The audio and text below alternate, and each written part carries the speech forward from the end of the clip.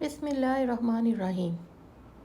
کبھی کبھی اچھے لوگوں سے بھی غلطیاں ہو جاتی ہیں۔ اس کا مطلب یہ نہیں ہوتا کہ وہ برے ہیں، اس کا مطلب یہ ہے کہ وہ بھی انسان ہیں۔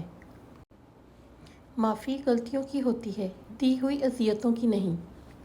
عقل کی لاکھوں دلیلیں اللہ تعالیٰ سے ایک گناہ بھی معاف نہیں کروا سکتی، مگر دعا میں ایک ندامت کا آنسو ممکن ہے کہ زندگی بھر کے گناہ معاف کرا دے۔ غمگین بھی ہے ترک مراسم پہ وہ، مگر لہجے کی تلخیوں پہ ندامت بھی نہیں اسے۔ گناہوں کے اندھیروں کو آپ توبہ کی روشنی سے ختم کر سکتے ہیں۔ اس خاک کو معاف کر دے میرے اللہ، اس خاک میں جانے سے پہلے۔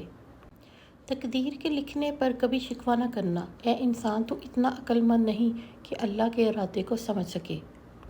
مت کیا کر اتنے گناہ توبہ کی آس پہ اے انسان، بے اعتبار سی موت ہے نہ جانے کب آ جائے۔ فرمان مصطفیٰ صلی اللہ علیہ وآلہ وسلم نے فرمایا، جب بندہ اپنے گناہوں سے توبہ کرتا ہے تو اللہ تعالیٰ لکھنے والے فرشتوں کو اس کے گناہ بھلا دیتا ہے، یہاں تک کہ قیامت کے دن جب وہ اللہ پاک سے ملے گا تو اللہ پاک کی طرف سے اس کے گناہوں پر کوئی گواہ نہ ہوگا۔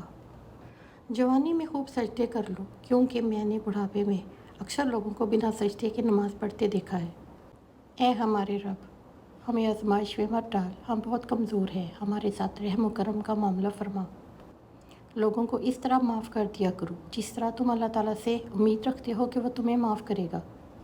رات کو سونے سے پہلے معاف کر دیا کرو سب کو، پتہ نہیں کون کب تک ہے اس فانی دنیا میں۔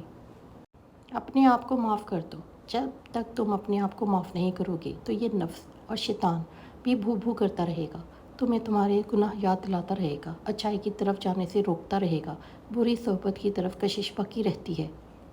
دو اعمال ایسے ہیں جن کا ثواب کبھی تولا نہیں جا سکتا، معاف کرنا اور انصاف کرنا۔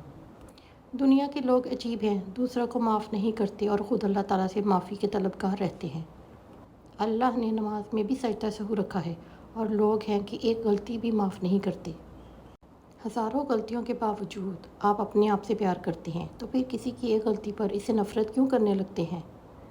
اگر لوگوں کو عزت دینا اور معاف کرنا تمہاری کمزوری ہے تو تم دنیا کے سب سے طاقتور ترین انسان ہو۔